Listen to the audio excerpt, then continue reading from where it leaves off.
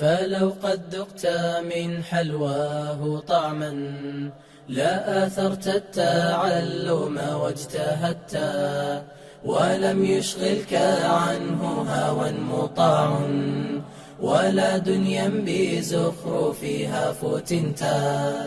التقينا في المدينة. لم يكن في مكة نفاق، لأن الإسلام كان هناك مغلوبا على أمره لا يملك حولا ولا طولا ولا يملك لأحد نفعا ولا ضرا، وكان كل من يدخل فيه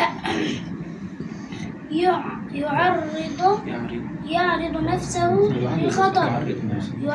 نفسه للخطر والضرر ويثير لها الأعداء ويهيج الأعداء، فلا يقبل عليه إلا من صدق عزمه وقوي إيمانه وجسف بحياته ومستقبله، ولم تكن هنالك قوتان متماثلتان، إنما كان المشركون الأقوياء قاهرون والمؤمنون المضطهدون المستضعفون.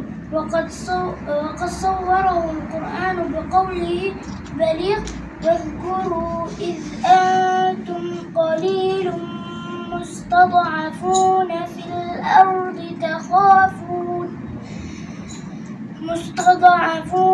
الأرض تخافون أن يتخطفكم الناس فاستوشوا. صدق الله العظيم. اطلب العلم أخي فهو درب به نور، به ترقى به تحيا عالما حرا فخور.